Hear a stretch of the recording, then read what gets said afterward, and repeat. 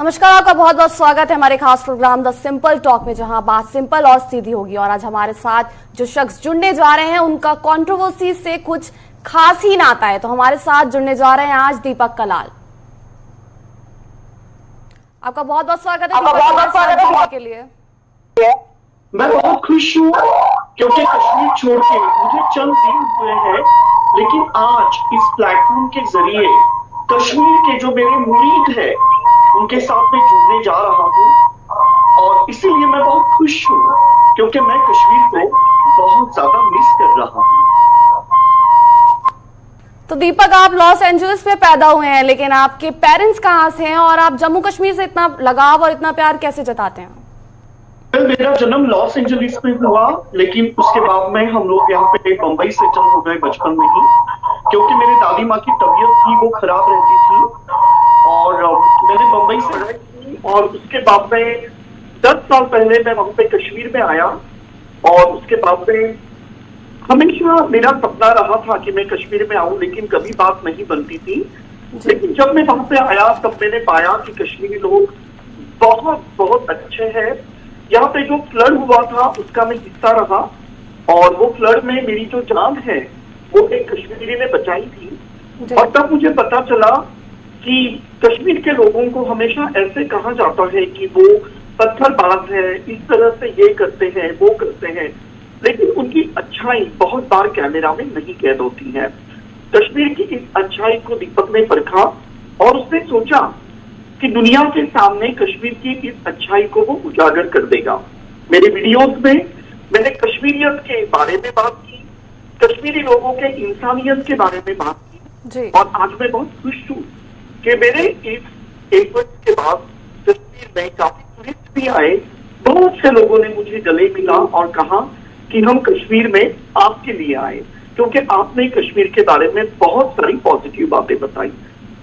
Media झूठ है और मैंने हमेशा देखा है कि मीडिया कश्मीर जो है उसके बारे में गलत प्रतिमा रखने की पहल करता है। मीडिया से मैं गुजारिश करता हूं कि जो सच्चाई है वो लोगों के सामने लाए। कश्मीर सिर्फ पत्थरबाज से भरा नहीं है, कश्मीर ममता से भरा है, एक प्यार मोहब्बत से भरा है।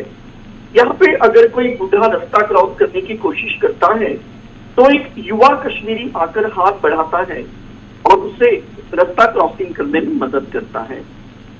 हमारे रोजमर्रा की जिंदगी में हमें अगर लोगों का ऐसा साथ मिले तो वो ज्यादा मायने रखता है, ताकि मीडिया की झूठी बातें। जी बिल्कुल दीपक, तो हम आपसे एक और सवाल लेते हैं और ये है आपसे जुड़ी हुई कंट्रोवर्सीज को लेकर। आप हमेशा ही कंट्रोवर्सीज में बने रहते हैं, कुछ ना कुछ आपसे लेकर, चाहे वो सोशल मीडिया पे हो चाहे वो न्यूज में हो, देखने को हमेशा मिलता है।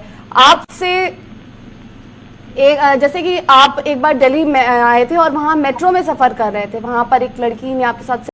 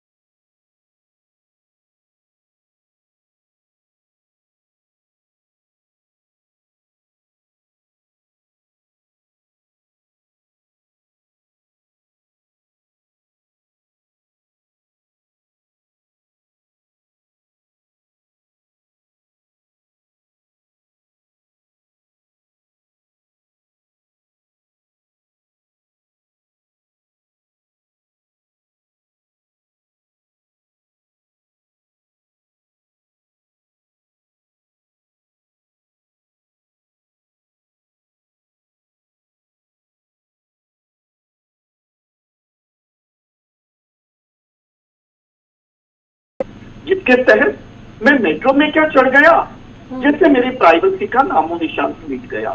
लोग भी सेल्फीज लेने लगे, ऑटोग्राफ्स लेने लगे। फिर क्या, मुझे बुरा लगा और वो लड़की को मैंने मना कर दिया, क्योंकि उसके पहले मैं 40-50 सेल्फीज लोगों को दे चुका था। लड़की ने बुरा माना और बिना परमिशन लिए मुझे चाटा झाड़ दिया।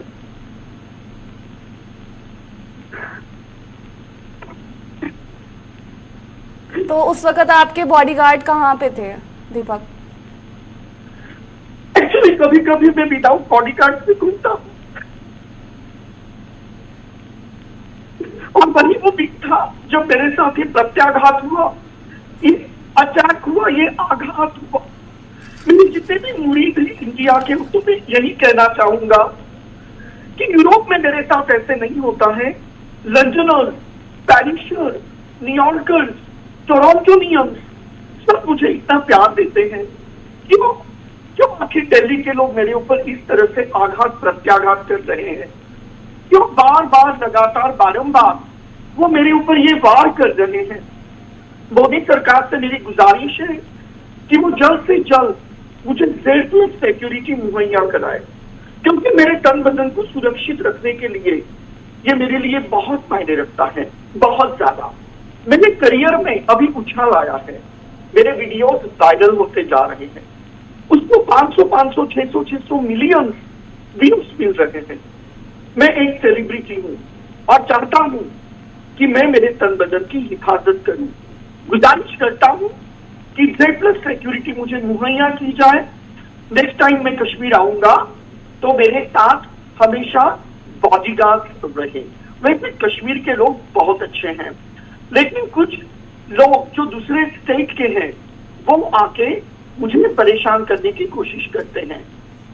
तो इसीलिए मेरी ये अभी तो आप कह रहे थे कि जम्मू कश्मीर में लोगों की छवि बना रखी है कि पत्थर मारते हैं आपको, तो आप जम्मू कश्मीर जाएंगे तो वहां पे आपको बॉडीगार्ड की जरूरत नहीं, क्योंकि वहां के लोग तो आपको बहुत प्यार करते हैं। नहीं, लेकिन कुछ दूसरे स्टेट्स के लोग वहां पर आते हैं। मैं डल झील में रहता हूँ, डल झील में सभी स्टेट्स के लोग आते हैं और कभी कभी वो मेरे ऊपर अत्याचार करते हैं। जैसे ही मैं वहां पे बोट में घूमता हूँ, झुंड की झुंड मेरे साथ सेल्फी लेने के लिए मेरे शिकारा में चढ़ जाती हैं। सेल्फी लेने को आप अत्याचार बता रहे हैं? सेल्फी लेने को आप अत्याचार बता रहा हूँ जी। कुछ हरियाणवी मुश्तंडे डल झील में मुझे देखकर मेरे पास आ गए और वो 10-12 हट्टे कट्टे 200 किलो के मुश्तंडे मेरे शिकारा में चढ़ गए, जिसके चलते मेरा शिकारा डूबने तक की नौबत आ गई। और इसीलिए मैं चाहता हूं कि मुझे सिक्योरिटी मुहैया की जाए, क्योंकि अगर वहां पे मुझे सिक्योरिटी होती तो ये बिल्कुल नहीं होता मेरे साथ।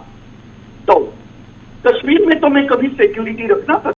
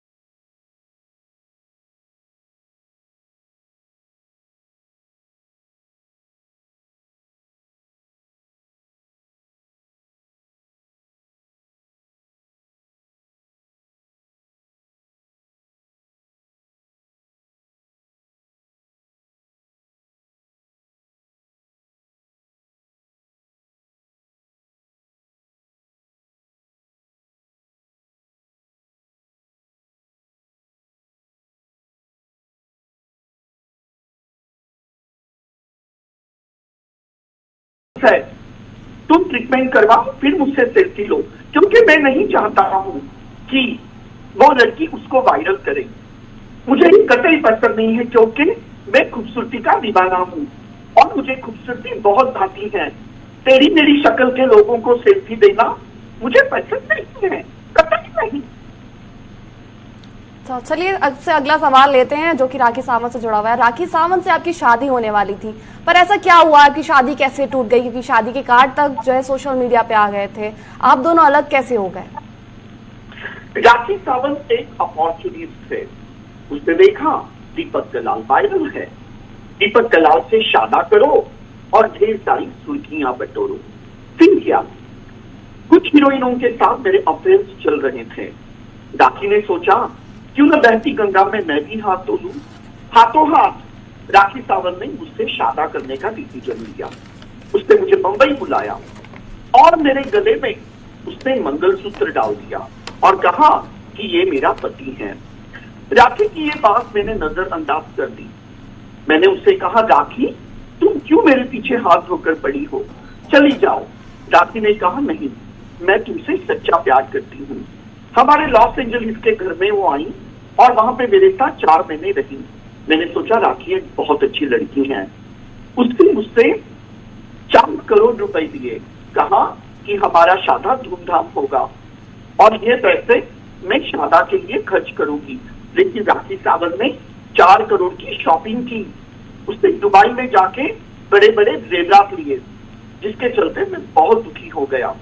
और जब मैंने राखी से मेरे 4 करोड़ लौटाने की बात की तो राखी सावंत ने मुझे कहा, धुल्ला ले ले धुल्ला। मुझे बहुत बुरा लगा कि इतना पैसा देने के बाद भी उसने मुझे बदले में क्या लिया, धुल्ला। मैं बहुत रोया। मेरे मामा ने मुझे कहा कि बेटा जाने दो, 4 करोड़ हमारे लिए बड़ी बात नहीं है, इतने पैसे तो हम पिकनिक में खर्च कर देते हैं। राखी सावंत ने मेरे साथ गलत किया, लेकिन चलो जाने दो, 4 करोड़ कोई बड़ी रकम नहीं है, 2-3 महीने में कमा लूंगा। जी, आपके और आपकी मदर ने एक वीडियो भी वायरल किया था जिसमें बना के डाला था, उसमें राखी सावंत से जुड़ी हुई बातें कही थी आप दोनों ने। तो आप क्या अभी राखी सावंत से शादी करना चाहेंगे? बिल्कुल नहीं। बड़ी बड़ी हीरोइनें मेरे साथ अफेयर करना चाहती हैं जी, लेकिन मैं मेरी मौमा का लाडला हूँ। मैं एक अब्जोपति हूँ, इसीलिए लड़कियां मेरे पीछे भागती हैं।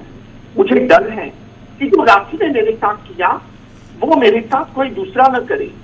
राखी के इस बर्ताव से बहुत सारी लड़कियों को मैंने अनदेखी की है।